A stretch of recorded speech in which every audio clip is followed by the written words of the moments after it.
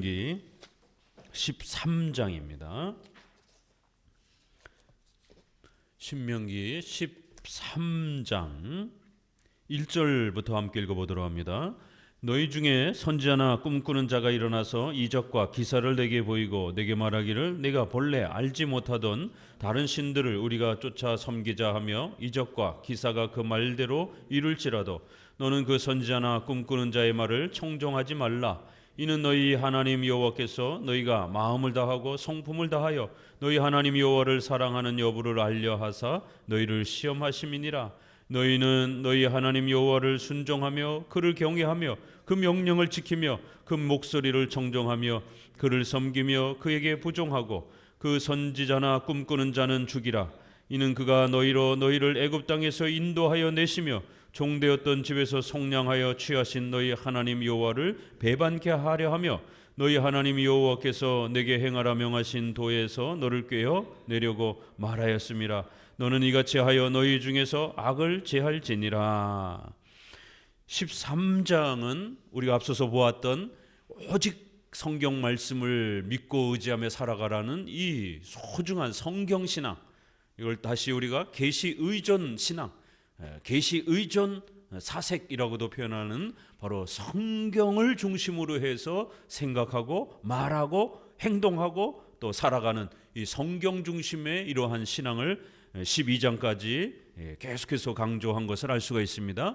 그러면서 이제 13장에 와서는 바로 이런 성경 중심의 이러한 신앙을 외면하고 성경 중심의 신앙을 포기하도록 만드는 많은 그러한 신비주의적 그러한 선지자들이 등장할 거라는 겁니다.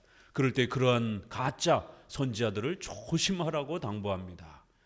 선지자나 꿈꾸는 자가 일어나 이적과 기사를 보이고, 이게 가짜 기적이면 사람들이 안 속죠. 사기꾼이라는 걸 금방 알 겁니다. 그러나 거짓 목사들도 거짓 선지자들도 기적을 행합니다. 데살로니가 후서 2장 9절에서 12절에 보게 되면 사탄이 어떻게 역사하는지가 소개가 됩니다. 하나님께서 사탄에게 일정한 능력을 부여하셨고 그러한 사탄은 천사에서 타락한 존재이기 때문에 인간보다는 훨씬 더 뛰어난 능력을 갖고 있습니다. 그래서 거짓 이사와 기적을 행하여 진리를, 성경을 믿지 않는 자들을 유혹하게 될 것이다. 그러면서 10절에는 왜 이렇게 이런 역사들이 일어나는가? 바로 성경을 사랑하지 않는 자들을 징계하기 위한, 그래서 거짓 이적과 기사에 빠져서 성경으로 돌아오지 못하도록 하기 위한 하나님의 무서운 징계다라고 이렇게 표현을 합니다. 그리하여 때가 악할수록 사탄은 악한 목회자들을 이용을 해서 온갖 이상한 기적들을 일으키고 그래서 사람들이 혹하게 만들고 그리하여 점점 더 성경에 다가서지 못하도록, 성경을 사랑하지 못하도록, 성경을 가르치는 이런 강해 설교를 듣지 못하도록 이렇게 유혹한다라는 겁니다. 그래서 구약에서도 선지자가 하나님의 말씀을 전하기도 하고 때로는 꿈과 환상이 존재하던 그런 시절이었기 때문에 선지자들이 이렇게 활동하는 그러한 시대였지만, 제대로 된 선지자란 그가 예언하고 말한 대로 그대로 이루어져야 된다라는 거예요. 이적과 기사가 그 말대로 그대로 이루어지고 성취되어야만이 그 선지자가 진짜 선지자라는 겁니다. 그러니까 이제 구약에는 참된 선지자와 거짓된 선지자를 어떻게 구별합니까? 그 선지자가 하나님의 예언을 했고 그 예언한 대로 그 역사가 그대로 성취가 되어야 됩니다. 그래야 진짜 선지자로 신뢰하고 순종할 수 있다라는 겁니다. 그러나 그 선지자가 자기가 말한 대로 그 역사가 일어나지 않는다라면, 그리고 단순한 기적만 행한다면 그건 가짜 선지자라는 것이에요. 이들은 출애굽에서 역사하신 이 하나님의 위대한 이 출애굽에 대한 이 기독교의 본질, 바로 이거는 예수님의 십자가의 은혜를 통하여 죽으심을 통해서 그 피로 우리가 죄사함 받고 자유케 되는 바로 이 신칭의를 가르치는 가장 중요한 핵심 아닙니까? 그런데 바로 이 출애굽의 이 소중한 죄사함의 역사를 잊어버리게 만들고 그거를 곡해하게 만들고 기복주의에 빠지게 만들고, 신비 체험에 빠지고 신사도 운동에 빠지고 사회정의와 인권, 경제평등, 권력평등 이런 정의나 부르짖고 있고 이러면 거짓 선자가 거짓 목사가 된다는 겁니다. 이 신칭이 바로 성경의 가장 중요한 우리의 중보자요 메시아인 예수 그리스도를 통해서 우리가 얻게 되는 바로 이 복음, 이 신칭의 하나님의 자녀가 되어 형생을 누리는 바로 이 복음을 가르쳐 줘야 되는데 이 본질을 가르치지 않는 그러한 자들은 거짓 선지자라는 겁니다. 이렇게 거짓 선지자를 어떻게 분간할 것인가? 구약에는 직통 계시가 존재하던 시절이기 때문에 그 계시 그대로 예언한 대로 성취되는지를 봐야 된다라는 것. 그리고 출애굽의 이 이신칭의 핵심을 흔들리지 않고 섞지 않고 잘 가르쳐야 된다라는 겁니다. 자, 그럼 여기서 오늘 우리 시대는 직통 계시가 이제 중단된 시대에 기록된 성경만 남아 있기 때문에 오늘 우리 시대는 참된 목사와 거짓된 목사를 어떻게 구별할 겁니까? 직통 계시가 없는 오늘 우리 시대에 성경을 바르게 해석해야 되는 겁니다. 성경의 기독교의 본질인 바로 이신칭이 하나님의 작정과 섭리의 이런 위대한 창조주의 하나님의 역사 이런 것을 바르게 가르쳐야 되는 겁니다.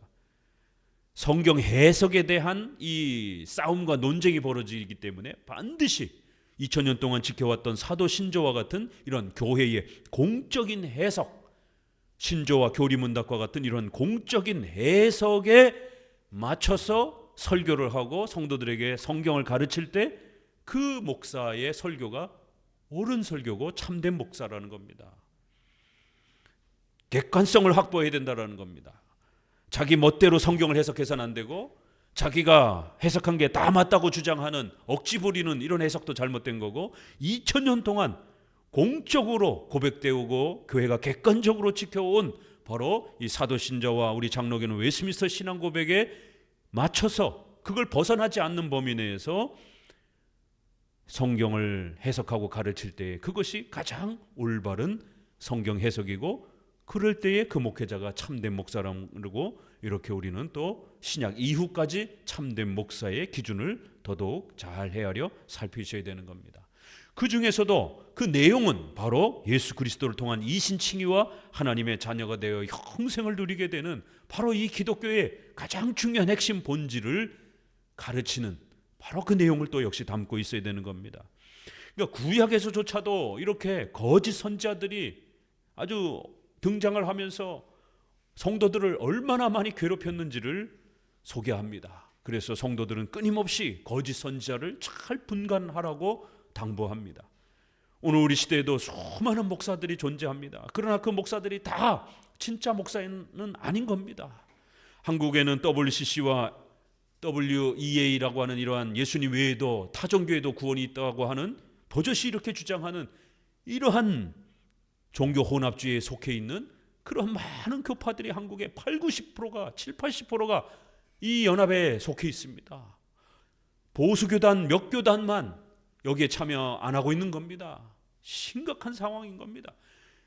그 돌아가신 그 유명한 순복음교회 목사님도 원광대학교 대학원에서 강의하면서 자기 동생이 불교인이지만 자기는 꼭 교회만 나가라라고 말하지 않는다. 불교에도 얼마든지 훌륭한 구원이 있다고. 이거 인터넷에 다 있습니다. 그래서 종들에게 기립 박수를 받고 어떻게 예수님 외에 구원이 있다라고 말할 수 있겠습니까? 기독교 외에 종교가 참된 종교라고 말할 수 있고 삼일체 하나님 외의 신을 어떻게 우리가 인정할 수 있겠습니까?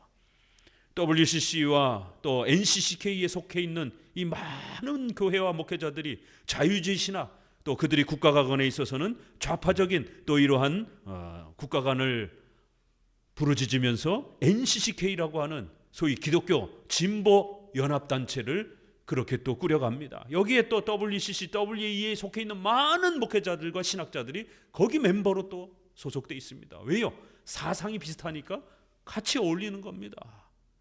거기에 속해 있던 많은 목회자들이 소위 80년대의 운동권 출신들입니다. 미군 철수를 부르짖으면서 자유민주주의 대한민국을 부정한 소위 말해서 주사파 출신의 이러한 그 영향을 받은 저만 해도 80년대에 대학생 생활을 했기 때문에 더더욱 저도 총학 활동을 2학년 때 한 1년 정도 해봤습니다. 총학 임원들을 데리고 가가지고 이렇게 여름 수련회, 겨울 수련회 때 훈련시키면서 거기에 외부 강사들이 와서 사상운동을 시킵니다. 미국을 적대시하는 이러한 사상운동, 독재 타도를 부르짖으면서 미군을 적대시하는, 북한과 우리가 자주 통일을 해야 된다라고 하는 이러한 사상들을 주입하면서 화염병을 들게 만듭니다. 그래서 저도 그 총학 활동을 하면서 저는 일반 저기가 아니라 기독부서에 들어갔기 때문에 제 위에 선배하고 제가 부장 차장으로 들어가서 과연 기독교인으로서 이 화염병을 들고 국가를 향하여 데모하는 이 자리에 나가야 되느냐 말아야 되느냐 어마어마하게 고민을 하면서 이 문제를 어떻게 풀어내야 되는지, 이 국가 간의 이걸 어떻게 풀어내야 되는지, 도무지 양심상 화염병을 들고 아스팔트로 나갈 수가 없었습니다. 다른 그 임원들하고 같이. 그래서 거부 의사를 표현하고 신학 교수님들에게 찾아가서 이렇게 충돌을 할 때 어떻게 신자는 자세를 취해야 되는지 교수님들한테 여쭤보니 그때나 지금이나 교수님들은 자신의 입신 양명만 생각하고 명확하게 대답을 하지 않고 회피하는, 그래야 저희들끼리 기독 동아리 회장들 불러서 모아가지고 이 사태를 어떻게 해야 될 것인지, 80년대만 해도 각 대학마다 그런 소요 사태들이 얼마나 많았습니까? 도무지 나갈 수 없어서 기독회장들하고 함께 우리는 그냥 기도회로 모임을 갖자라고 이렇게 결론을 내리고, 그 어려운 시절을 어떻게 풀어내야 되는지 몰라서 쩔쩔매던 그런 시절이 있습니다. 이렇게 NCCK에 속해 있는 그러한 목회자들이 소위 말해서 그런 운동권 출신으로서 여전히 그 세계와 기관을 가지고 그렇게 교회를, 신앙을 이용하는, 기독교 교회의 본질은 사회 정의와 복지를 이룩하는 것이지, 통일을 이룩하는 것이지, 죄사함과 이신칭의를 가르치는 건 고리타분한 거다, 이런 식으로 부르짖고 있는 겁니다. 이게 어떻게 기독교 목사입니까? 이게 어떻게 건강한 교회입니까? 이건 가짜 교회입니다. 교회의 좌경화, 목사의 좌경화, 자유주의 신학. 자유주의 신학은 이단입니다. 6.25 때도 그랬고, 그래서 수많은 목회자들이 북한을 옹호하면서 북한의 이러한 슬로건들을, 사회주의의 이러한 모두가 평등하게 잘 사는 이러한 평등 사상을 마치 기독교 사랑의 정신인 것처럼 그렇게 목회자들이 강단에서 외치면서 부르짖는, 목회자들이 왜 이런 데에 자꾸 빠지는가? 정의, 구제, 나눔, 이런 게 성경에 분명히 있습니다. 그런데 그것이 사회주의의 그런 주장하고 비슷하게 세계관이 이렇게 형성되어 있다 보니까 목회자로서 사회정의와 인권과 또 가난한 자들에 대한 책임을 져야 되지 않는가, 이렇게 어설프게 생각하다가 결국 칭의와 성화가 균형을 이루지 못하고, 성화가 기독교 본질이 아니라 칭의가 죄사함 받아 하나님의 자녀가 되어 영생을 누리는, 그리고 예수님만이 삼일체만 하나님만이 유일하신 참된 신이라고 고백하는 이 칭의의 고백이 우선이 되어야 되는 겁니다. 그리고 성화는 정의에 대한 문제, 구제, 나눔에 대한 문제는 부족하더라도 우리가 죽을 때까지 최선을 다해서 실천하면 되는 것이지, 아무리 정의와 구제와 나눔이 중요하다 할지라도 칭의를 넘어서까지 그렇게 중요하다 여기게 되면 그건 자유주의 신학이 되는 거예요. 이걸 우리가 사회복음, 사회구원이다라고 이렇게 말합니다. 기독교에서 말하는 죄사함의 구원과는 본질이 다른 거예요. 그래서 여성신학, 해방신학, 또 민중신학, 흑인신학, 또 요즘에는 뭐 자연환경을 파손하지 말라고 환경신학, 생태신학, 최근엔 소수 또 그러한 사람들을 보호해야 된다 그래서 퀴어신학, 동성애신학, 이렇게 온갖 사람들의 인권이 구원인 것처럼, 인권을 확보하는 게 구원인 것처럼 전부 다 신학 이름을 갖다 붙여대면서 그렇게 마치 기독교의 신학의 본질이 이런 것인 것처럼 이렇게 주장합니다. 한국의 6.25 시대부터 지금까지. 왜요? 한국에 4개의 장로교가 들어올 때에 캐나다, 호주 장로교회가 자유주의 장로교였기 때문에, 남장로교, 북장로교는 보수적 성향을 갖고 들어왔지만 호주와 캐나다는 거의 다 자유주의화된 상태에서 성경을 하나님 말씀으로 믿지 않는, 예수님을 신으로 믿지 않는, 기독교 구원의 본질을 죄사함으로 보지 않는, 사회정의와 인권의 확립으로 보는 이러한 자유주의 목사들이 선교로 들어왔기 때문에 벌써 그때부터 1800년, 1900년부터 시작이 된 겁니다. 이렇게 구약에서 가짜 선지자를 조심하라. 기독교 역사에는 사탄이 가짜 목사를, 가짜 선지자를 퍼뜨려서 성경을 사랑하지 못하도록, 성경의 그 핵심 내용인 죄사함과 이신칭의의 이 소중함을 놓치도록 혼탁하게 만드는 그러한 수많은 목회자들이 존재한다는 겁니다. 그래서 철저하게 교회는 그런 거짓된 목사를 구별하고, 우리 성도들은 그러한 말씀에 마음을 빼앗기지 않도록 아주 조심해야 된다는 거예요. 왜요? 기독교란 4절에 있는 것처럼 여호와를 사랑하고 순종하는 것은 하나님의 말씀을 순종하고 사랑하는 것과 비례관계라는 겁니다. 이거 굉장히 신명기에서 아주 계속 반복되는 말이고 아주 중요한 표현입니다. 기독교는 체험 종교가 아닙니다. 기독교는 무슨 신비체험, 신사도 운동하는 게 아닙니다. 기독교는 성경을 배우고 성경을 사랑하고 성경이 뜨겁게 우리 가슴을 울리는 거예요. 하나님을 눈으로 보고 만지는 게 기독교가 아닙니다. 성경을 배우면서 그 성경에서 가르치는 예수님을 나의 구주로 이해하고 알고 깨닫고 사랑하고, 그럴 때 성령의 역사에 의해서 인격적으로 하나님과 우리가 교제를 나누는, 한 번도 하나님을 본 적 없지만 그 성경을 통해서 배웠던 그 예수님을 나의 구주로 영접하면서 그 예수님을 뜨겁게 사랑하는, 목숨이 위태로울다 할지라도 거부하지 않고 배교하지 않고 한 번도 본 적 없는 그 예수님을, 성경을 통해서 배웠던 그 예수님을 사랑하며 자신의 신앙의 지조를 지켜가는 이 일이 가능한 겁니다. 어떻게 한 번도 보지 못한 분을 사랑할 수 있는가? 이게 성령의 역사에 의해서 오직 믿음으로 가능하다라는 거예요. 그래서 오직 믿음으로라는 겁니다. 성경을 믿는 게 기독교인 거예요. 예수님을 환상과 꿈에서 봤으니까, 만졌으니까 믿는다, 이게 아닙니다. 그건 감각을 통한 믿음인 거고, 성경이 말하는 믿음은 성경을 믿느냐, 이거를 묻는 거예요. 여기서부터 기독교가 벌써 한국교회가 틀어진 겁니다. 그렇기 때문에 교회의 예배의 중심은 설교가 되어야 되는 겁니다. 설교를 20분 해가지고 도대체 무슨 내용을 전달합니까? 강해 설교 1시간씩 하던, 성경을 설명하던 이 전통을 다 잃어버렸습니다. 성경의 핵심을 요약으로 소요리 문답, 소교리 문답, 대요리 문답, 이렇게 성경의 핵심을 요약해서 어려서부터 열심히 성경 전체 핵심이 무엇인지를 부지런히 10년, 20년 동안 가르쳤던 이 교리문답의 질서가 다 파괴가 되었습니다.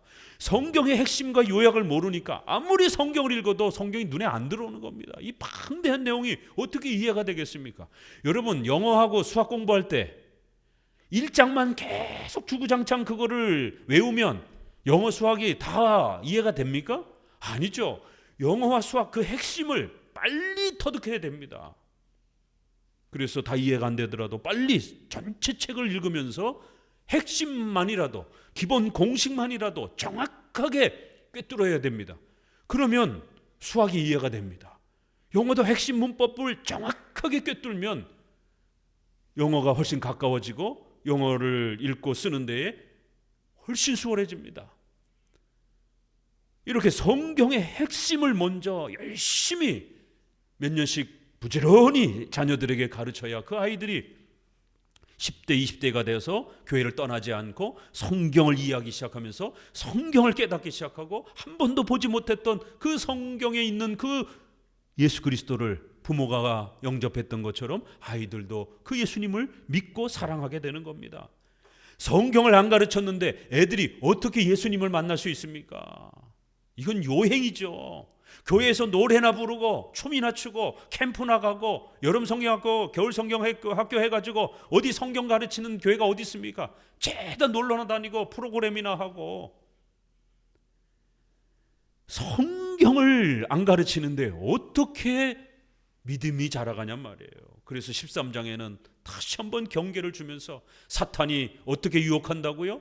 성경을 배우지 못하도록, 성경을 가르치는 목사, 참된 목사들을 자꾸만 공격하고 그런 목회자들이 존경받지 못하도록, 오히려 성경을 안 가르치는 목사들이 쇼맨십으로 쇼하고 이러한 이상한 일들을 하는 이러한 가짜 목사들이 인기를 끌게 되는 이러한 사탄의 유혹이 어느 시대나 등장한다는 겁니다. 여러분, 그 유튜브라든가 이런 데 신사도 운동하는 거 보세요. 우리나라뿐만 아니라 인간의 본성은, 종교적인 우상 숭배의 본성은 똑같기 때문에 외국에서도 요즘엔 아프리카 목사들을 그렇게 초청하더라고요. 아프리카는 이렇게 때묻지 않았으니까 아주 거기에서 일어나는 성령 운동은 아주 진짜 제대로 된 성령 운동인 것처럼, 그래서 까만 이러한 아프리카 목사들이 와가지고 막 쇼맨십을 하면서 성령 받을지어다, 이게 옛날에 7, 80년대에 부흥사들이 다 했던 거. 유튜브에 보게 되면은 백인들도 그렇게 쭉 서가지고 막 샤 받아라 막 이러면은 막 뒤로 막 나와 자빠지고, 막 자기네들끼리도 낄낄대고 웃으면서 막 안 넘어지는 사람 막 억지로 넘어뜨리고, 막 넘어져서 떼굴떼굴 구르고. 얼마 전만 해도 비냐드의 이러한 그 운동들이, 캐나다 토론토의 이런 비냐드 운동들이 얼마나 유행했습니까? 한국교회에서 이단으로 정죄됐습니다. 그런데 그 비슷한 또 형태들이 또 뭐 에즈버리 또 무슨 부흥 운동이라 해가지고 또 그렇게, 이게 기독교 가짜 운동은 한 번은 이렇게 막 펄펄 끓는, 막 떼굴떼굴 굴르는, 막 직통계시 환상을 보고 막 하나님 음성 들었다 그러면서 이러한 과격한 동적인 운동이 10년 20년 끌고 가다가 이게 이제 지치게 되면 조용한 쪽으로,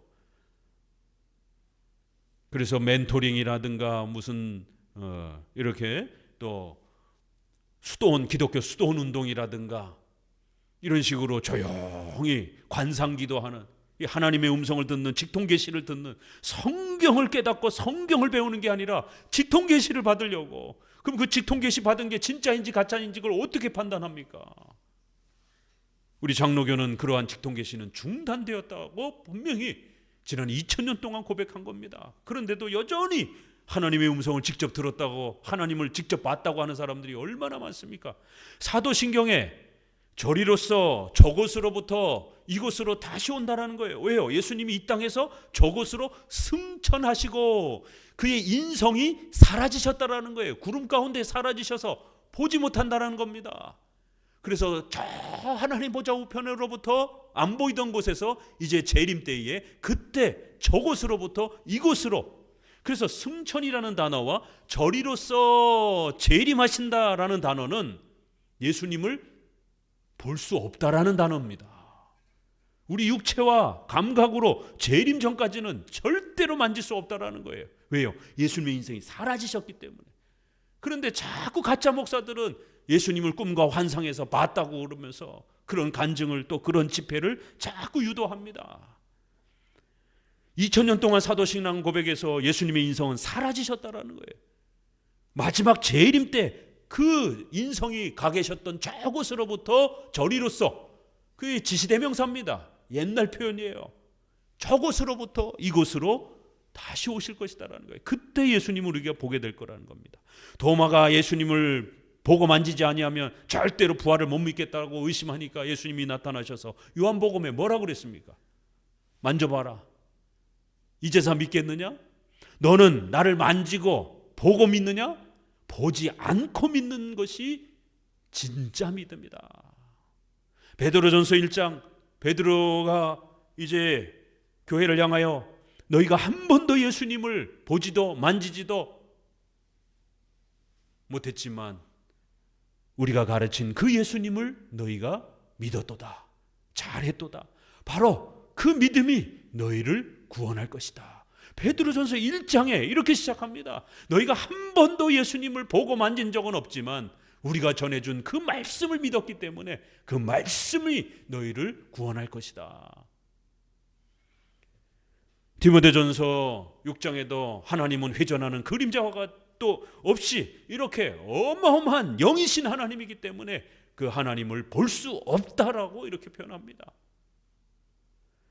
그런데 꿈꾸는 자, 선지자, 가짜 선지자들은 마치 하나님을 볼 수 있는 것처럼, 예수님을 만질 수 있는 것처럼 이렇게 유혹하면서 이신칭의의 이 기독교의 죄사함의 본질을 망가뜨리고 사회정의나 이런 황홀경이나 이런 거나 체험하게 만드는 식으로 유도한다라는 겁니다. 6절에 내 동복 형제나 내 자녀나 내 품의 아내나 너와 생명을 함께하는 친구가 가만히 너를 깨어 이르기를 너와 내 열조가 알지 못하던 다른 신들, 다른 신이 어떤 신이겠습니까? 성경을 통해서 배웠던 삼일체 하나님이 아니라 환상과 꿈에서 보는 산신령과 같이 하얀 옷을 입고 머리가 길고 햇빛이 반짝반짝 나고 얼굴은 잘 안 보이고, 이게 산신령이지 뭡니까 이게.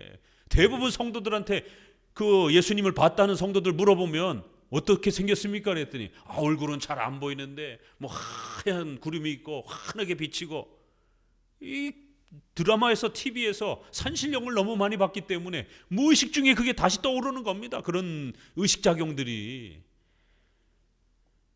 흑인들한테는 예수님이 어떻게 보입니까? 그러면 새카만데 이제 이렇게 표현하는 거예요. 자신들의 어떤 그런 정서가 녹아들어서. 전통적으로 성경을 통해서 믿던 그 믿음으로 하나님을, 예수님을 믿던 이런 방식이 아니라 다른 방식으로 신들을 소개할 거라는 거예요. 누가요? 우리의 일가 친척이. 그러면 어떻게 해야 되느냐? 일가 친척이라도 죽이라는 겁니다. 8절 같이 읽어봅니다. 너는 그를 쫓지 말고 듣지 말며 긍휼히 보지 말며 애석히 여기지 말며 덮어 숨기지 말고 너는 용서 없이 그를 죽이되 죽일 때에 내가 먼저 그에게 손을 대고 후에 뭇백성이 손을 대라. 그는 애굽 땅 종되었던 집에서 너를 인도하여 내신 내 하나님 여호와에게서 너를 꾀어 떠나게 하려 한 자니 너는 돌로 쳐 죽이라.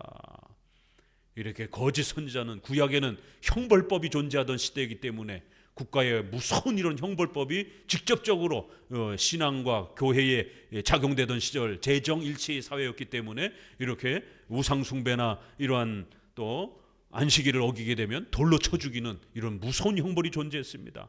거짓 선지자들은 반드시 제거하라는 겁니다. 비록 오늘날은 우리가 국가법 아래에 있기 때문에 남을 함부로 우상숭배자들, 이단들을 죽일 수는 없습니다. 그러나 우리의 삶에서 내쫓아가고 멀리는 해야 됩니다. 우리의 삶에 영향을 끼치지 못하도록 철저히 격리해야 되는 겁니다. 12절에도 계속해서 우상 숭배에 대한 부분들을 이야기합니다. 내 하나님 여호와께서 내게 주어 거하게 하시는 한 성읍에 대하여 내게 소문이 들리기를 너희 중에 어떤 잡류가 일어나서 그 성읍 거민을 유혹하여 이르기를 너희가 알지 못하던 다른 신들을 우리가 가서 섬기자 한다 하거든. 일가 친척이든 또 어떤 아주 잡류, 아주 정말 잡류라는 단어의 히브리어를 영어 번역을 좀 생각해 보시면 아주 이 배우지 못한 정말 동네 양아치 같은 이러한 그 수준의 이러한 그 인물들. 오늘날 목회자들이 학문적으로 적어도 성도들을 이끌려면 학문적으로 훨씬 더 많은 공부들을 해야 되는 거고, 인격적으로도 도덕적으로 신원조회해서 그러한 문제가 되지 않는 이런 인품을 갖춰야 되는 겁니다. 그런데 아프리카라든가 이런 부흥 집회를 하는 사람들을 보게 되면 학교도 제대로 안 나왔어요. 또 전과자들도 많습니다. 전과자는 그런 목사님 못 됩니까? 선교 초기라든가 목사님이 정말 없을 때는 어쩔 수 없죠. 그러나 지금 목회자가 얼마나 많습니까? 그런데 굳이 범죄 이력이 있는 그런 분들은 성도는 될 수 있어요, 회개하면. 그러나 그런 사람이 지도자가 되는 거는 조심해야 되는 겁니다. 왜요? 인품이 훌륭한 분들도 많은데 왜 굳이 감옥에 갔다 온 이런 사람을, 전과 이력이 있는 사람을, 더구나 도덕, 양심, 신앙을 가르쳐야 되는 이러한 가장 높은 도덕적 인품이 요구되어지는 이런 종교 지도자의 자리에 굳이 앉혀야 됩니까? 그건 어리석은 거죠. 어떤 잡류, 이렇게 표현한 겁니다. 우리 사회에서 정말 인간 이하로 취급되어지는 이러한 사람들을 오히려 지도자로 삼아서, 우리의 정신적 지도자로 삼아가지고 그렇게 온갖 쇼맨십이나 하고 이렇게 쓰러뜨리기나 하고 목소리나 이상하게 흉내내면서 그런 마치 그게 무슨 대단한 은혜를 주는 것처럼 이렇게 착각을 하고, 이런 식으로 기독교를 미신화시킨다라는 거예요. 다른 신, 전통적으로 우리가 믿었던 신은 성경을 통해서 예수님을 알고 그 예수님을 믿게 되면 까무러치고 떼굴떼굴 굴르고 야만인이 되고 이러는 게 아니라 인격이 성장하는 겁니다. 그래서 우리의 말투, 우리의 폭력적인 성품이 온화하게 바뀌고 여러분의 직장, 가정, 사회에 나아가서 모범이 되는 이런 인격적인 변화가 나타나는 이러한 기독교, 칭의와 성화를 이렇게 가르쳐 주는 겁니다. 그런데 기독교인만 되면 야만인이 되고 기독교인이 되면 믿음이라는 이유 하나로 모든 상식을 거부하고 이렇게 아주 몰상식하게 살아가는 이런 신비 체험이나 쫓아다니면서 이런 건 다른 기독교예요. 이건 다른 신인 겁니다.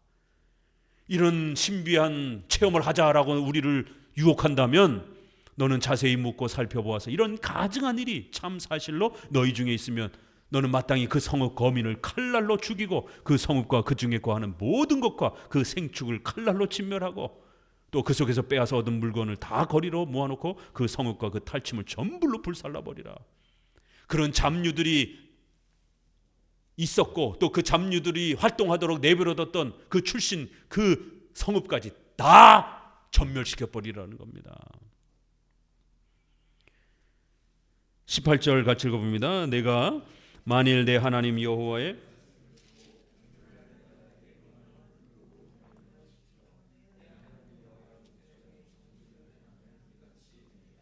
비록 일가 친척을 징계해야 되고 또 때로는 이런 한 성읍을 멸망시켜야 되는 이러한 일들은 불편한 일들이잖아요. 그러나 우상 숭배가 이런 종교 혼합주의가 교회 안에 들어오지 못하도록 철저히 이렇게 격리시키는 이러한 하나님의 명령에 순종하면 하나님이 복을 줄 거라는 거예요. 이렇게 13장은 거짓 목사들에 대한 당부와 주의를 다시 한번 경고하면서 오직 성경을 가르치는 그러한 목회자가 참된 목회자라는 것을 더더욱 강조합니다. 14장 읽어봅니다. 너희는 너희 하나님 여호와의 자녀이니 죽은 자를 위하여 자기 몸을 베지 말며 눈썹 사이 이마 위에 털을 밀지 말라. 너는 너희 하나님 여호와의 성민이라. 여호와께서 지상 너를 택하여 자기의 기업의 백성으로 삼으셨느니라. 다시 한번 왜 우리가 이 십계명의 이 말씀에 순종하면서 살아가야 되는가? 비록 힘들고 어렵다 할지라도 우리는 하나님 앞에서 예수님을 통하여 죄사함 받은 이 어마어마한 이신칭의의 은혜를 받았기 때문이라는 거예요.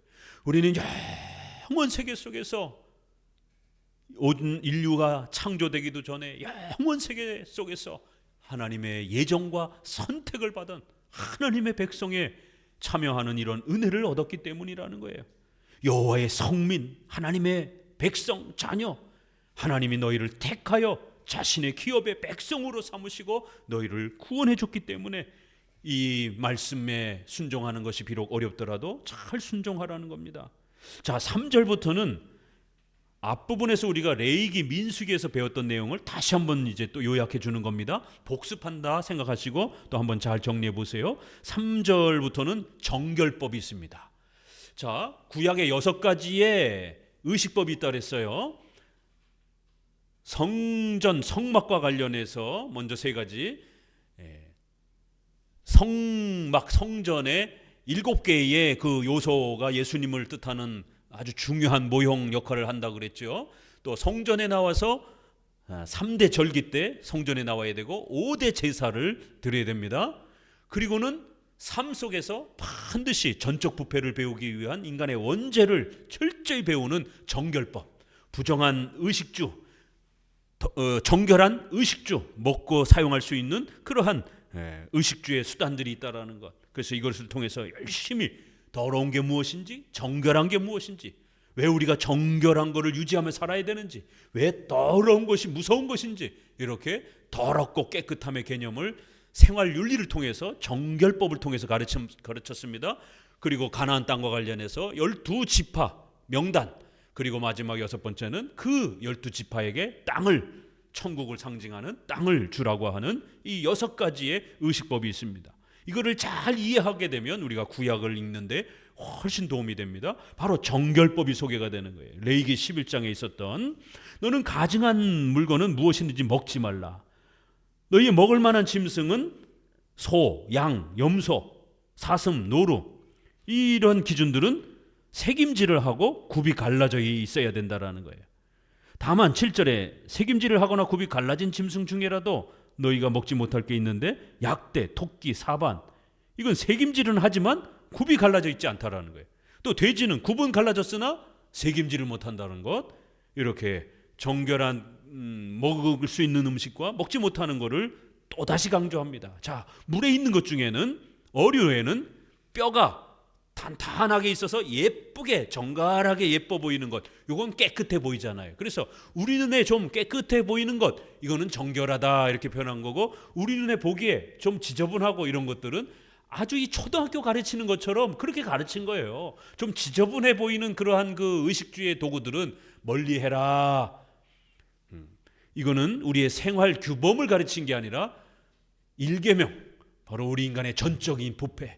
그래서 우리는 오직 예수님이 필요하다라는 것을 가르치기 위해서 부패성을 가르치기 위한 그런 수단이지 우리 생활 규범이 아닙니다. 이건 오늘날 예수님이 오심으로 마태복음 7장 그 19절에 모든 식물은 깨끗하다. 입으로 들어가는 게 더러운 게 아니라 우리 마음에서 입으로 나오는 게 더러운 것이다. 시기, 질투가 더러운 것이지 먹는 게 이제 더러운 시대가 아니다. 예수님이 오심으로 모든 식물은 깨끗해졌다. 디모데전서 4장 1절에서 3절, 혼인과 음식을 폐하라고 더러운 것이라고 가르치는 이러한 목사들이 있는데, 이 가르침은 귀신의 가르침이다 라고 이렇게 바울이 책망하면서 이제는 말씀과 기도로 거룩해졌기 때문에 얼마든지 결혼과 음식은 우리가 합당하게 사용하면 소중한 것이라고 이렇게 정의를 내려준 것입니다. 이거는 구약의 원죄를, 부패성을 가르치기 위한 수단이지 생활 규범이 아닙니다. 이건 중단된 거예요. 이렇게 뼈가 있어서 깨끗해 보이는 그런 잉어과 이러한 고기들, 이런 것들, 무릇 지느러미와 비늘이 있는 것은 먹는 거 깨끗하고 정결한 거예요. 그러나 비늘이 없고 뼈가 없으면 흐물흐물해지는 겁니다. 비늘도 몸체를 지탱해 주는 거고 뼈도 몸체를 지탱해 주는 거예요. 어류들은. 그렇기 때문에 비늘과 뼈가 없는 문어, 낙지, 오징어, 이런 것들은 더러운 것이다, 부정하다. 자, 새 중에서는요, 수리, 솔개, 어흥, 매, 이거 다 어떤 거죠? 맹금류, 사체를 뜯어먹고 이렇게 짐승을 뜯어먹는, 이게 막 피가 막 철철 나고 그러니까 더러워 보이잖아요. 그렇지만 주로 이렇게 채소를, 곡류를 집어먹고 이런 새들은 깨끗하다, 그거는 먹을 수 있다, 이렇게 구별을 해준 겁니다.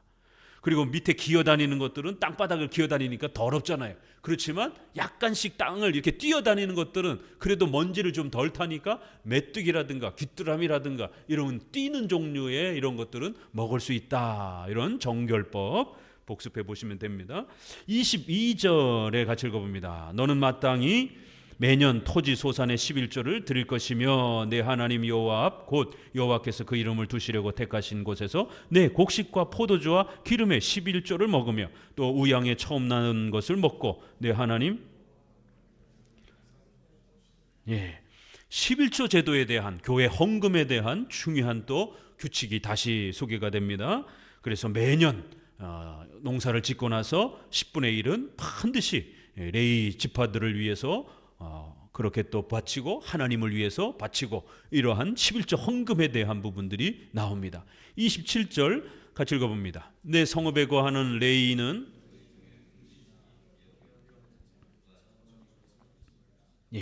이렇게 레위인들은 하나님 앞에서 직업을 갖지 못하고 땅을 주지 않았기 때문에 반드시 11지파가 열심히 일해서 돈 벌어서 11조를 헌금함으로 인해서 그 종교 지도자들인 예배 전문가들로 그렇게 구별된 레위인들은 바로 그 11조를 통해서 먹고 살아야 된다라고 이렇게 다시 한번 한 지파와 11지파의 이러한 종교적 예배적 책임과 또 경제적 책임이 서로, 교인들은, 교회의 성도들은 상호 조화가 되도록, 그래야 신앙도 유지하고 성도들의 생활도 유지할 수 있는 이런 방식으로 하나님이 구약에 신앙 공동체의 질서를 세워주신 것을 다시 언급합니다. 28절에 매년 3년 끝에 그 해 소산의 10분의 1을 다 내어 내 성읍에 저축하여 너희 중에 분깃이나 기업이 없는 레인과 내 성중에 우거하는 객과 및 고아와 과부들로 와서 먹어 배부르게 하라. 그리하게 되면 반드시 하나님이 너의 손으로 하는 범사에 내게 복을 주시리라. 신명기를 읽다 보면 백지수표가 꽤 많이 나와요. 백지수표. 그렇게 하기만 하면 하나님이 반드시 너의 하는 모든 일에 복을 주겠다라는 거예요. 야, 이거 얼마나 대단한 말씀입니까? 하나님이 여러분이 하시는 모든 일에 복을 주겠다라는 거예요. 이런 엄청난 약속을 백지수표를 약속하고 있습니다. 어떻게 할 때? 11조 헌금에 대한 이런 자리를 잘 지켜가라는 겁니다.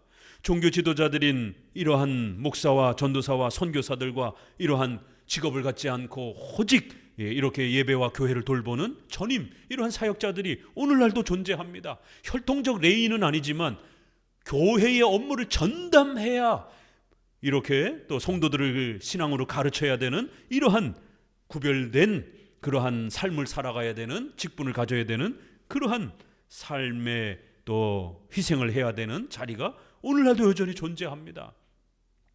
개인적으로는 사실 솔직히 말해서 목사도 직업을 가지면서 그냥 파트타임으로 설교만 하면 가장 좋을 것 같아요. 그럼 목회자도 생계 걱정 안 하고 굳이 성도들의 헌금 의지하지 않고 성도들한테 헌금하라고 이렇게 좀 불편한 설교도 안 해도 되잖아요. 그래서 미국에는 점점 더 목회자들이 파트타임으로 일하는 이런 목회자들을 구하고 더 이상 목회자들의 전임 이 생활을 이렇게 하지 않는, 그래서 사례비를 주지 않는, 본인들도 부담이 되니까 이중직을 갖고 있는 그러한 직업을 갖고 있는 사람 중에 조금 똑똑한 교수라든가 이런 사람들이 목사 신학을 조금 배워서 설교하도록 미국 교회가 이렇게 바뀌어가고 있습니다. 사례비를 받는 목사가 점점 없어져요. 사례비는 뭐예요? 온전히 교회를 위해서 희생하고 직업을 갖지 않고 성도들이 사례하는 거예요. 감사로 보답하는 거예요. 월급 개념이 아니에요. 월급은요 반드시 고소를 통해서, 노동부에다가 고소를 통해서라도 받아내야 됩니다. 여러분 직장 다니니까 다 알 것 아니에요, 그렇죠? 만약 교회에서 목사가 월급 개념이면 여러분 대출을 하고 보증을 서서라도 목사 월급 줘야 됩니다. 성도가 2명이든 3명이든 간에. 그러나 교회는 사례 개념이기 때문에 성도가 얼마 없고 교회가 자립하지 못하면 목회자 사례비 없어요. 그래도 법원에다가 고소하지 않는 거예요. 왜? 내가 자원해서 그 희생을 감수했기 때문에. 저도 10년 동안 사례비가 없이 10년 동안 이제 성도가 조금 오면서 한 100여만 원 가지고 생활을 했습니다. 그럼 어떻게 됩니까? 어려울 때는 목회자가 다 감당하는 거예요. 어떻게 하겠습니까? 사례 개념은 그런 개념인 거예요. 그런데 미국 교회는 이게 불편하다고 월급 개념으로 바꿔서 본인들도 부담 안 지고 목사도 희생하는 게 싫고, 그렇게 되면 어떻게 돼요? 질이 떨어지는 거예요. 학문적 질이 떨어지는 거예요. 직업을 갖지 않고 평생 성경을 연구해도 부족한데 그걸 직업을 가지면서 저녁 때 와서 피곤해가지고 성경 몇 장 읽기도 힘들고 그런데, 여러분 생각해 보세요. 직장 갔다 와가지고 성경 몇 장 읽는 것도 얼마나 힘듭니까? 그런데 이런 수천 페이지나 되는 이런 책들을 끌어안고 살아야 되는데 그거 한 권이라도 읽을 수 있습니까? 제가 최근에 출판사에서 글을 써달라고 그래서 후학들을 위한 그러한 이 책 중에서 이렇게 목회자로 선배 목사로서의 그런 조언을 이렇게 글을 써달라고 그래서 제가 30년 목회하면서 후배들에게 부탁합니다. 적어도 목회 현장에 나올 때는 1000권 정도의 500페이지 이상이 되는 전문도서, 우리 신학도서들을 1000권 정도는 독파하고 나와야 됩니다. 그렇지 않으면 목회단에 서서 설교할 생각하지 말라고. 이게 한두 달 있다가 그 잡지에서 나올 겁니다. 제가 기독교 강요 책을 소개하면서 특별히 우리 장로교 우리 목사들은 기독교 강요를 적어도 한 5번 이상은 읽고 목회 현장에 설교하러 나와야 된다. 신학책 1000권 정도는 독파하고 그래야 그나마 신학이 무엇인지 2000년 동안 있었던 이 엄청난 우리의 선조들의 설교집을 읽어봐야 될 거 아니에요. 어떻게 해석했는지 2000년 동안 고백한 우리의 공교회적 신조들의 이 뜻이 무엇인지 그 선조들의 신학자들이 모여서 왜 사도신조에 저리로서라는 단어를 집어넣는지 이 단어가 무슨 뜻인지 이걸 어떻게 해석했는지 그 수많은 신학 논문들이 이단들과 싸운 수많은 신학 논문들이 있단 말이에요. 읽어야 될 것 아닙니까? 공부해야 될 것 아닙니까? 그래야 이단과 우리의 차이가 무엇인지를 분별해서 성도들에게 가르치고 성경의 참된 의미가 무엇인지를 가르쳐야 됩니다. 그러려면 직업을 가지고 이 엄청난 책들을 독파한다는 건 불가능한 겁니다. 거기다 성경 원문전인 또 히브리어 헬라어도 공부를 해야 되고 이 수많은 논문들이 전부 다 라틴어 영어로 돼 있기 때문에 또 제2 외국어도 공부를 해야 되고 그저 파트타임으로 그냥 알바식으로 그냥 잠깐 이렇게 가르치면 결국 성경에 깊이 있는 이 풍성한 하나님의 영의 말씀을 제대로 소개할 수 없는 곰핍해지는 이런 일들이 반복이 되는 거예요. 개인적으로야 직업을 갖고 돈 걱정 없이 살면서 그렇게 잠깐 시간 내서 그렇게 얕은 지식으로 가르치는 정도로만 만족하는 게 목사로서 얼마나 편합니까? 성도들도 11조에 대한 헌금에 대한 부담 안 가지려면 그렇게 자기보다 조금 더 성경 읽은 그런 사람이 가르쳐주는 정도로 만족할 수밖에 없는 거죠. 그러나 제대로 성경을 연구하려면 온 생애를 희생하고 바쳐야 되는 그래도 될까 말까 한 거예요. 또 과거와 달리 요즘에는 2000년이라고 하는 시간이 쌓였기 때문에 과거의 종교개혁자들은 조직신학, 역사신학, 구약, 신약 혼자서 다 했어요. 칼빈도 그렇고. 그런데 지금은 그 이후로 500년 동안 어마어마한 자료들이 쏟아져 나와가지고 저도 조직신학 교수로서 학교에서 또 활동을 하지만 제 분야의 책도 다 읽기가 힘들어요. 왜요? 해마다 자유주의 목사들 신학자들의 논문도 수도 없이 쏟아져 나오니까 저들이 도대체 뭐라고 말하는지 또 어떤 철학을 이용해서 비틀었는지 또 연구해 봐야 될 것 아닙니까? 우리 쪽 연구 논문들도 또 많이 나오고 그러니까 이거를 시간상 체력상 다 읽을 수조차도 없어요. 저도 코로나 이후에 눈이 망가져가지고 눈이 2개로 보이는 이 복시가 형성이 돼가지고 책을 읽는데 어마어마한 지장을 안고 있습니다. 그래서 이 수십만 원씩이나 되는 이 안경을 1년에 2년에 한 번씩 교체해 가면서 이 또 다초점 안경은 왜 이렇게 비싼지 이걸 안 끼면 여러분의 얼굴이 2개로 보여요. 글씨 자체가 안 보여요. 또 노안이라. 그나마 이 안경이 있어서 이렇게 지금 가르칠 수가 있습니다. 이런 희생을 직업병이죠. 뭐 어떻게 합니까? 눈을 혹사시켜야 되는 그래도 또 내 몸이 망가지는 한이 있더라도 희생해 가면서 이 어마어마한 책들을 읽어가면서 또 연구해서 가르치는 겁니다. 그럴 때 우리 성도들은 11조에 대한 이야기가 나오고 매 3년 끝에 3년에 한 번씩 또 헌금을 걷어요. 그리고 15장 1절 같이 읽어봅니다. 매 7년 끝에 면제하라. 면제의 규례는 이러하니 무릇 그 이웃에게 구워준 채주는 그것을 면제하고 그 이웃에게나 그 형제에게 독촉하지 말지니 이 해는 여호와의 면제년이라 칭함이라. 이건 뭡니까? 안식년. 안식년 때는 다 풀어주라는 거예요. 빚을 받고 이렇게 잠깐 노예로 종으로 부렸다 할지라도 안식년 때 7년째는 다 탕감해주고 부채를 탕감해주고 자유를 주라는 거예요.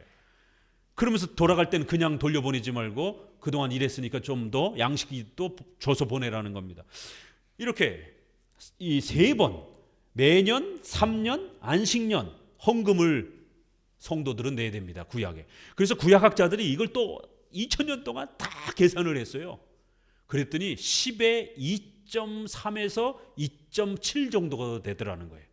그러니까 구약 성도들은 10에 한 3조 정도를 감당을 한 겁니다. 자신의 생활 부분에서. 이제 신약에 와서는 이제 우리가 통상적으로 이제 10의 1조 정도 이렇게 헌금하고, 또 그 외에 이제 특수 헌금이 있을 때는 좀 더 이렇게 성도들이 헌금할 수 있도록 이렇게 또 격려하기도 합니다. 구약에는 이제 구약적 의식법 아래에서는 이런 세 가지 형태의 헌금 형식이 있었고, 그럴 때마다 기업이 없는 레인과 과부와 고아들을 함께 먹여주라는 거예요. 하나님이 주신 그 힘으로 너희가 큰 부를 일구라는 거예요. 우리 성도들은 열심히 돈을 벌어야 됩니다. 왜요? 일반 성도들에게는 하나님이 지혜와 힘을, 돈 버는 은사를 주겠다라는 거예요. 목사에게는 성경을 연구할 수 있는 학문적인 놀라운 탁월한 은사를 주겠다라는 거예요. 그래서 일반 성도들은 이런 어학을 익히고 이러는 것들도 힘든데, 이 학문의 은사가 있는 분들은요, 저만 해도 벌써 히브리, 헬러, 라틴어, 영어 이렇게 한 4개 언어들은 쉽게 그냥 합니다. 그러니까 이 목회의 은사 있는 분들은 이런 쪽에 은사가 있는 거예요. 근데 어떤 분들은 아무리 읽어도 이게 안 되는 겁니다. 책 한 권 1000페이지짜리 읽기도 어려워요. 칼빈 주석이 얼마나 몇만 페이지 됩니다. 박윤선 목사님 주석만 해도 신구약 전체가 몇만 페이지 됩니다. 다 읽었어요. 칼빈은 3번째 읽어가고 있고, 박윤선 목사님은 2번째 읽어가고 있고, 그 외에 또 우리 중요한 보수 신학자들의 주석들은 최소한 몇만 페이지예요. 30년 동안 눈이 망가져 가도록 밥만 먹고 나면 부지런히 그 주석들을 우리 선조도 도대체 어떻게 해석했는가. 카일 델리치라고 하는 루터파 해석자지만 굉장히 유명한 복음주의권에서는 탑입니다. 칼빈의 주석의 한 2배 정도 돼요, 분량이. 그것도 다 읽었습니다. 그 모든 주석과 단행본들을, 핵심 책들을 거의 다 읽고 제가 요약을 해서 우리 수요일 날 하는 그 책을 만들어 준 겁니다. 적어도 복음주의권, 우리 칼빈주의, 개혁주의권 내에서는 이 신명기는 이렇게 해석합니다 라고 제가 90% 정도를 요약해 준 책입니다.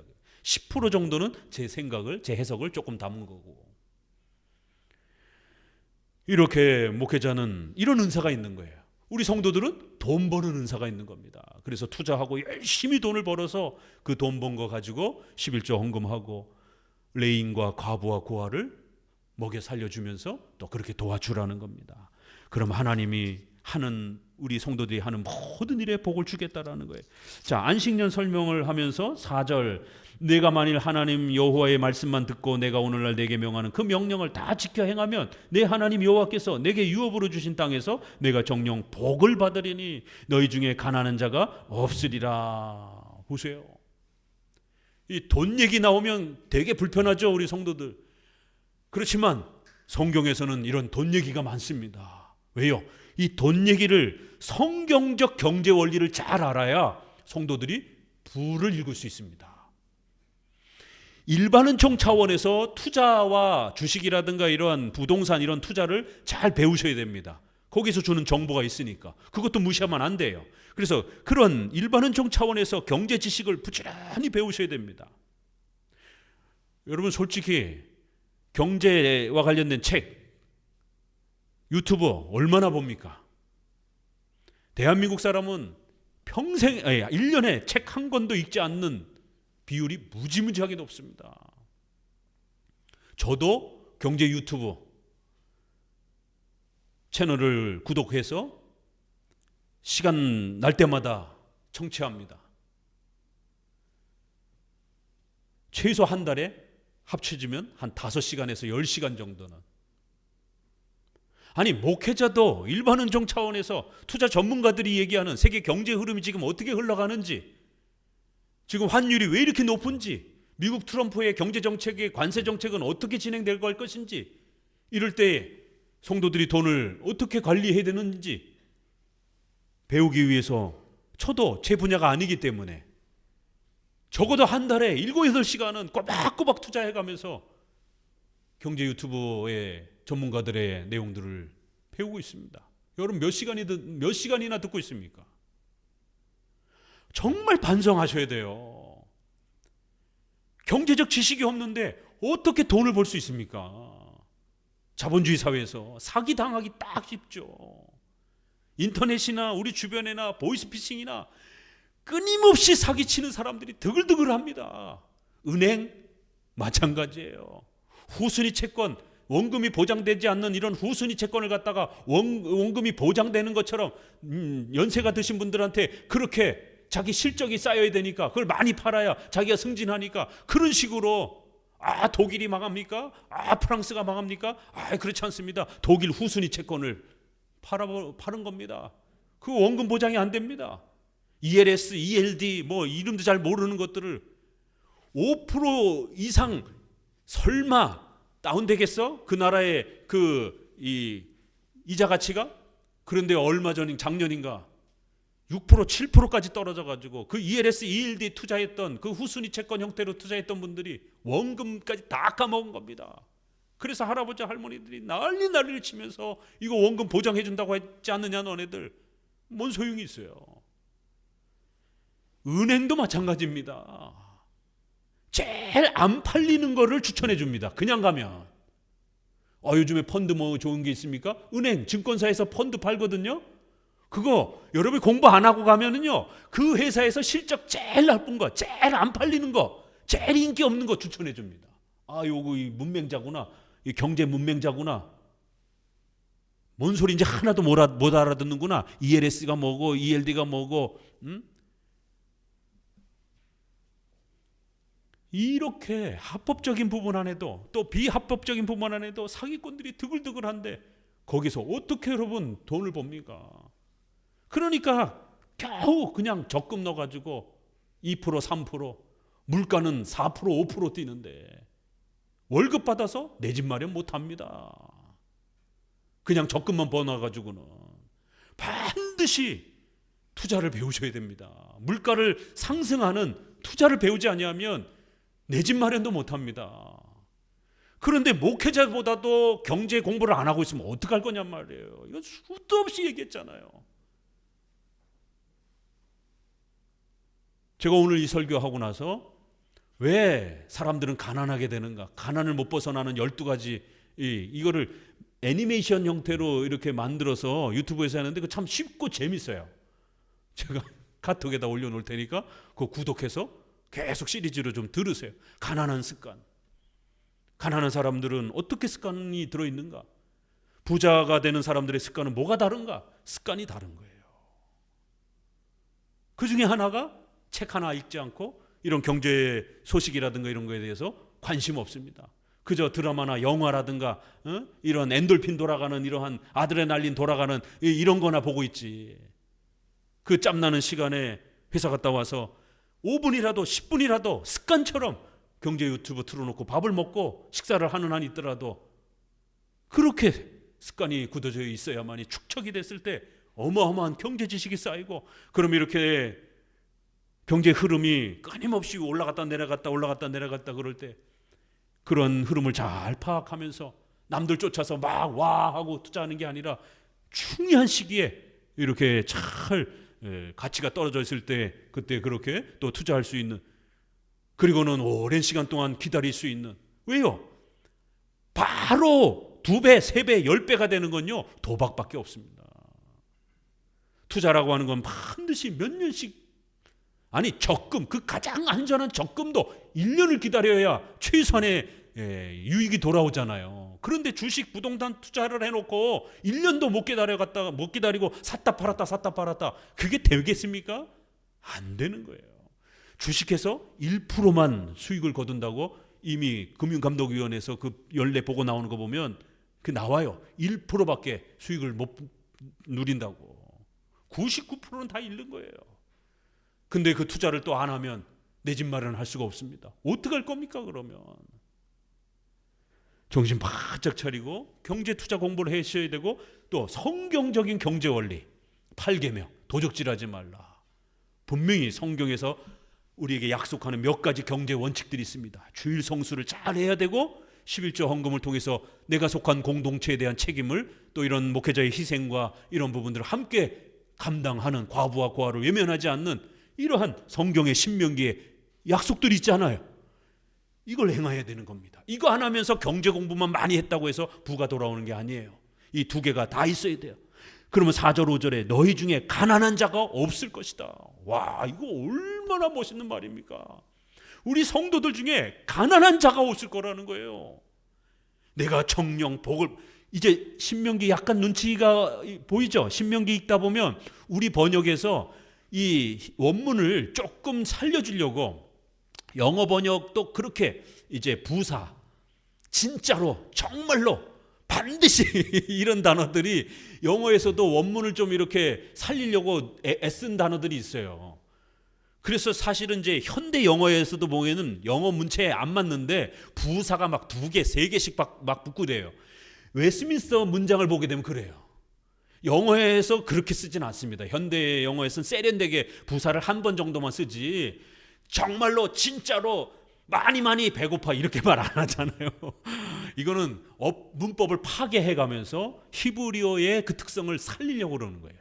그래서 웨스민스터가 그 히브리어가 가지고 있는, 성경이 가지고 있는 특색을 살리려고 영어 어법에 맞지 않는 그런 희한한 형용사를 2개, 3개씩 막 반복해서 쓰고, 앞문장에다가 동사 앞에다가 부사를 3개, 4개씩 이렇게 막 반복해서 씁니다. 여기도 보니까 내가, 하나님이 복 주시는데 내가 정령 복을 받으리라. 우리 단어에 정령이라는 단어를 많이 써요. 개역 한글에서. 그렇죠? 이 단어가 굉장히 센 단어예요.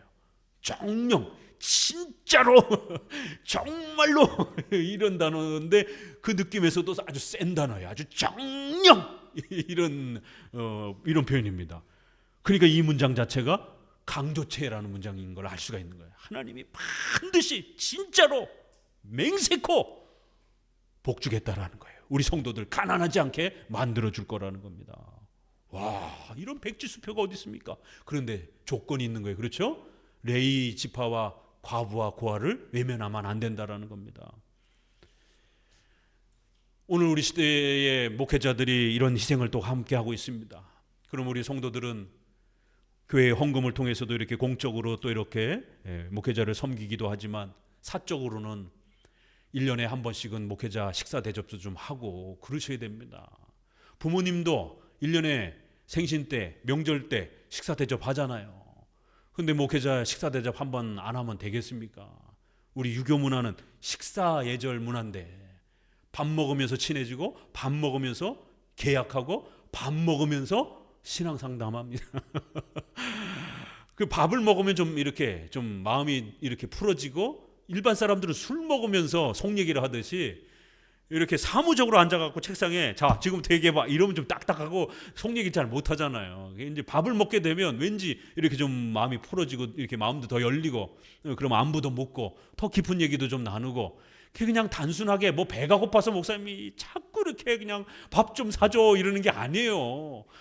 성도들 얘기를 듣고 싶어서, 속 얘기도 좀 듣고 싶어서, 성도들 어떻게 어떤 고민을 갖고 살아가는지 뻘쭘하게 그거를 목사님이 다음 주에 상담이 있습니다. 그럼 목사님한테 뭐 혼나나 이렇게 이런 분위기가 나니까 제가 자꾸 이렇게 부르면 이 어색하고 이렇게 또 잔소리가 될 수도 있는 거고, 그 성도가 먼저 목사님 식사 대접 한번 하고 싶습니다 이러면은 훨씬 편하잖아요. 이런 부분들이 1년에 한 번 정도는 좀 어떻게 올해는 어떻게 살았는지, 어떤 일이 있었는지, 어떤 고민들이 있었는지 좀 나눌 겸 이렇게 식사도 좀 같이 하고, 이제 성도 100명 넘으면 예약해야 됩니다.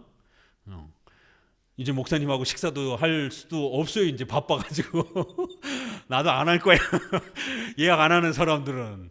예전에는 제가 일부러라도 좀 식사 좀 해야 되는 거 아니에요? 요즘 저기 이제 1년 다 가는데 제가 일부러 이렇게 엎드려 절 받으면서 슬쩍 불러가지고 같이 밥도 먹으면서 얘기도 나누고 그랬는데, 이제 여러분이 먼저 예약을 잡지 않으면 이제는 할 수도 없어요. 다른 선약들이 너무 많아가지고. 그러니까 미리미리 이렇게 좀 한 해 가기 전에, 올해 아직 남아 있어요. 그러니까 식사 좀 합시다라고 이렇게 가정이든 바깥에서 이렇게 만나서 이렇게 또 함께 목회자하고 또 함께 삶을 나눌 수 있는, 히브리서의 모든 좋은 것을 목회자와 함께 하라. 이런 표현들. 귀히 여기라. 그것이 너에게 복이라. 이 신약에도 역시 그렇게 표현합니다. 왜냐하면 그들은 마치 자기들이 대신 하나님 앞에 계산해야 될 것처럼, 마치 성도들의 그 자잘못을 자기 책임인 것처럼 하나님 앞에 그렇게 결산해야 되는 것처럼 그렇게 책임을 짊어지고 살아가는 자들이다. 사무엘 러더포드, 웨스트민스터에 참여했던 그 유명한 목회자가 저는 그 문장을 읽고 얼마나 답답하고 안 읽고 싶었어요. 목회자는 성도들의 근심을 먹고 마시며 양분으로 살아가는 자들이다. 그런 문장이 있더라고요. 그 문장을 읽으면서 참 목회자라는 삶이 어떤 것인가. 왜 성도들의 근심을 내 것인 것 마냥 내가 짊어지고 살아가고 그게 나의 양식이 되어야 된다니. 이 후배 목회자로서 정말 이런 길을 가야 되는 것인가. 목회 길이란 그런 거예요. 그래서 저도 후배들한테 목사가 되고 싶다라면 정말 이 각오를, 성도들의 근심 걱정과 그 아픔을 내 것인 것 마냥 양식으로 그렇게 삼고 살아가야 되는 길이 목사의 길이다. 힘들지만 그런 또 구별된 희생을 해야 하는 것입니다. 그럴 때 또 우리 성도들은 그런 목회자들을 귀히 여기고 또 그런 목회자를 통해서 하나님이 또 역사해 주시고 가르쳐 주시고 도와주는 거예요. 야고보서 5장에도 보면 기쁜 일이 있을 때는 즐거워하라, 슬픈 일이 있을 때는 기도하라. 그렇지만 슬픈 일이 있을 때 어떻게 기도하라고요? 병든 자들이 있으면 장로들을 초대해서 기도해라. 그래야면 그들의 기도를 통하여 너희를 치료할 것이다. 이렇게 나와 있습니다. 그 다음에 성도들과 함께 서로 죄를 고백하며 기도하라. 그리고 마지막 문장이 성도 의인들의 기도는 역사하는 힘이 크도다. 이렇게 나오는 겁니다. 먼저는 장로들을 초대하여 기름을 바르고 그들의 기도를 통하여 나아가라는 거예요. 그러면 그들의 기도를 들으시고 하나님이 치료해 준다는 겁니다. 두 번째는 성도들과 함께 기도하고, 이렇게 교회의 질서 속에 병든 자를 하나님이 어떻게 치료하신다고요? 교회의 장로들과 지도자들을 도구로 사용해서 하나님이 치료의 역사를 베풀어 줄 거라는 거예요. 왜요? 그들의 권위를 성도들이 존중하도록. 목회자들은 그러한 하나님으로부터 구별된 성경을 가르치고 성도들을 돌보는 그러한 목회적 은사가 있다라는 것을 하나님이 성도들에게 가르치기 위해서. 그래서 성도들이 위해서 기도해도 되지만 특별히 목회자가 기도해 줌으로써 더 또 그러한 어려움들이 해결되어질 수 있도록 그런 수단으로 삼아주시겠다라는 거예요. 그렇기 때문에 목회자의 도움을 잘 사용하셔야 되는 겁니다. 자, 이렇게 신명기에서 다시 한번 또 교회의 질서에 대한 부분들을 이렇게 강조해 줍니다. 10절 같이 읽습니다. 15장 10절. 너는 반드시 그에게 구제할 것이요. 구제할 때는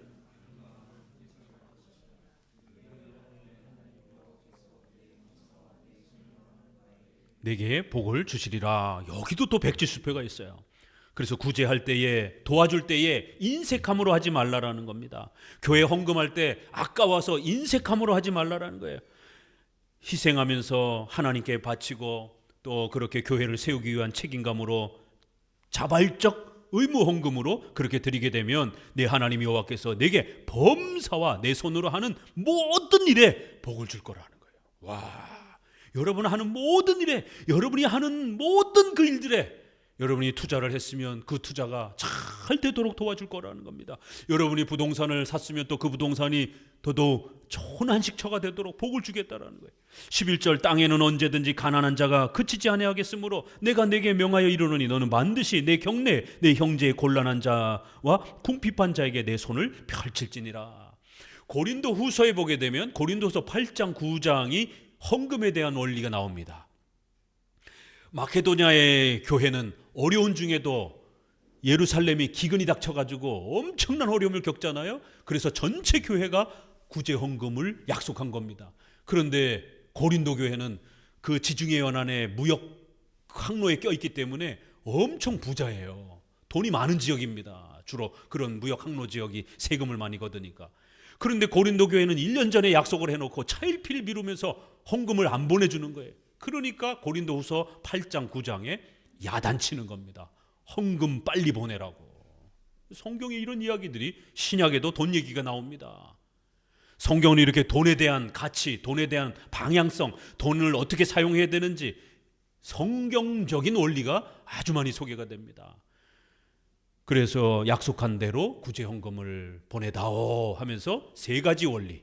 첫 번째, 적게 내면 적게 하나님으로부터 받고 많이 섬긴 자는 많이 하나님으로부터 받는다라는 거예요.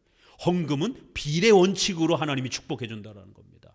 여러분 1,000원, 10,000원 헌금해놓고 하나님 앞에 1억을 하나님이 도와주시기를 바라고 이러면 안 되는 겁니다. 많이 헌금한 만큼 많이 채워주신다라는 거예요. 비례 원리, 양의 비례 원리. 두 번째, 인색함으로 하지 말라라는 거예요. 아까운 마음으로 이러려면 하지 말라라는 거예요. 하나님을 바라보면서 또 내가 속해 있는 교회 공동체를 지키기 위한 그런 자원하는 마음으로, 즐거운 마음으로 하라는 겁니다. 세 번째, 그러면 하나님이 너희의 그 헌금에 반드시 복 주시겠다라는 겁니다. 이렇게 세 가지 약속이, 원리가 소개가 됩니다. 자, 15장 이렇게 구제에 대한 부분을 소개합니다.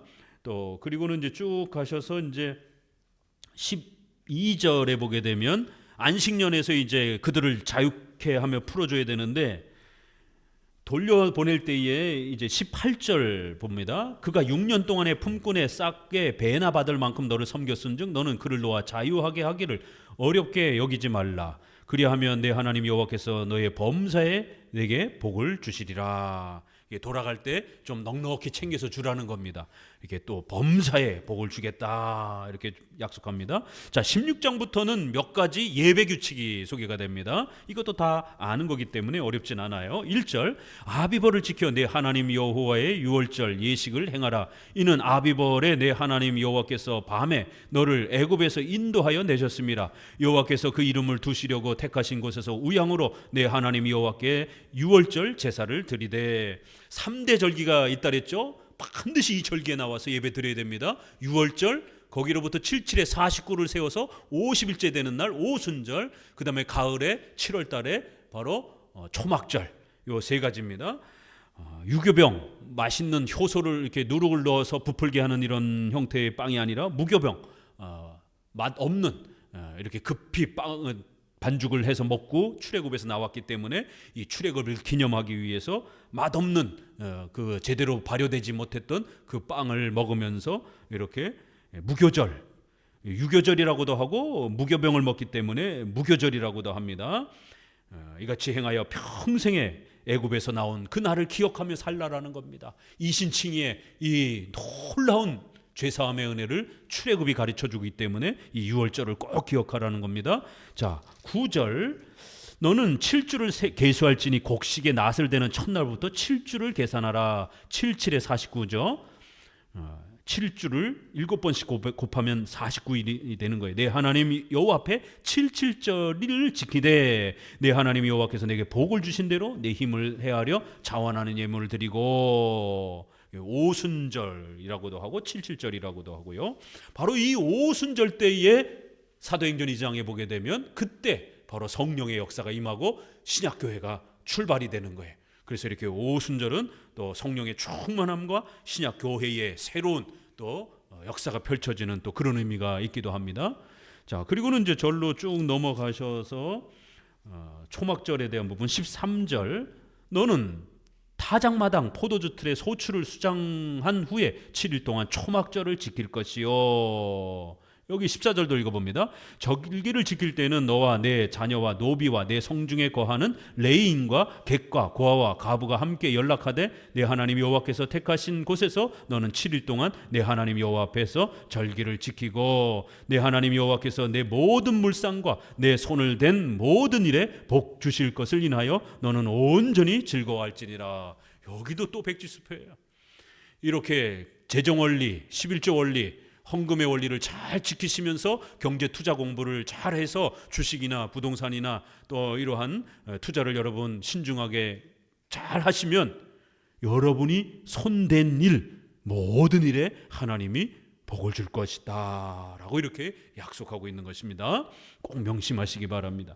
자, 17장으로 가시게 되면 자, 2절 3절에 보게 되면 내 하나님 여호와께서 내게 주시는 어느 성 중에서든지 너의 가운데서 혹시 어떤 남자나 여자가 내 하나님 여호와의 목전에 악을 행하여 그 언약을 어기고 가서 다른 신들을 섬겨 그것에게 절하며 내가 명하지 아니한 이를 성신에게 절한다 하자 혹이 그 일을 내게 고하여 내가 듣거든 자세히 사실하여 볼지니 만일 그 일과 말이 확실하여 이스라엘 중에 이런 가증한 일을 행함이 있으면 너는 그 악을 행한 남자와 여자 내 성문으로 끌어다가 돌로 그 남자와 여자를 쳐 죽여라. 이 형상을 만드는 이 우상 숭배하는 이제 이러한 우상 숭배의 아주 엄중한 또 이러한 처벌과 또 형벌을 소개합니다. 자, 그럴 때에 8절을 보면은요. 내 성 중에 송사로 다투는 일이 있으되 서로 피를 흘렸거나 다투었거나 구타하였거나 하여 내가 판결하기 어려운 일이 생기거든 너는 일어나 내 하나님 여호와의 택하실 곳으로 올라가서 9절부터 읽습니다. 레위 사람 제사장과 당시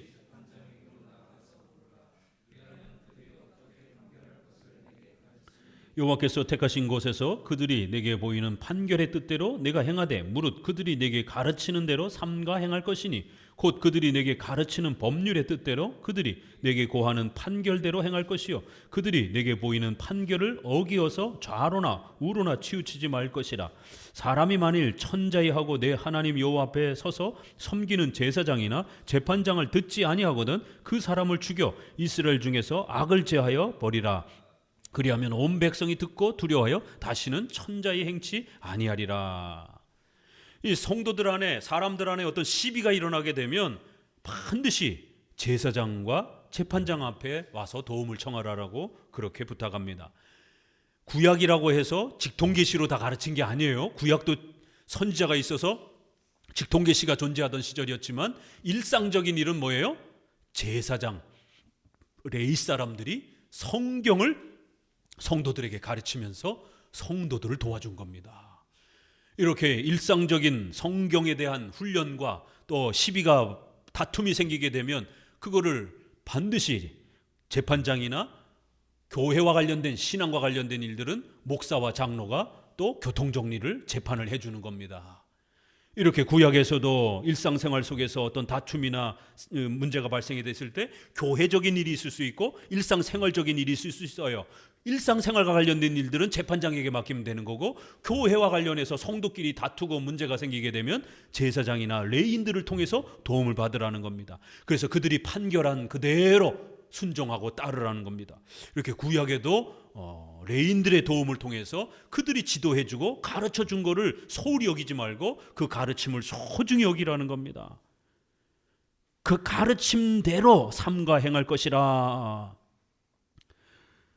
만약 사람이 천자히 버릇없이 행하면 법도 안 지키고 권면도 이렇게 무시하고 천자히 자기 마음대로 행하고 이런 거예요. 내 하나님 여호와 앞에 서서 섬기는 제사장이나 재판장의 말을 듣지 않거든 그 사람 죽여버리라는 거예요. 구약은 이렇게 형벌법이 존재하기 때문에 이런 무서운 형벌이 존재하는 것을 볼 수가 있습니다.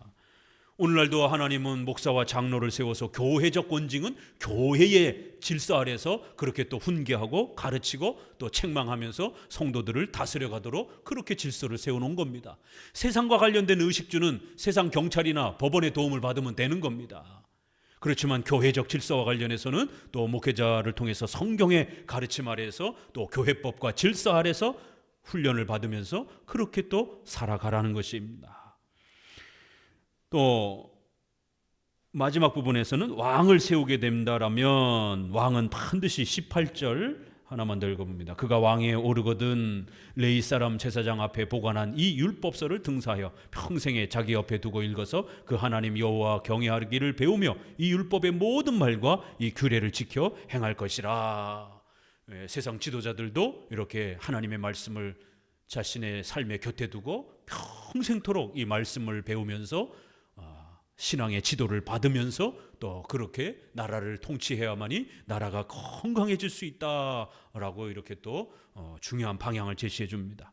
이렇게 신명기에는 예배적 규칙이나 또 이런 우리 일상생활의 삶과 관련해서 또 발생할 수 있는 여러 부분들을 어떻게 또 우리가 도움을 받고 또 어떤 규칙들 아래서 또 해결해 가야 되는지를 다양한 또 케이스 바이 케이스 형태로 이렇게 우리에게 가르쳐 가고 있습니다.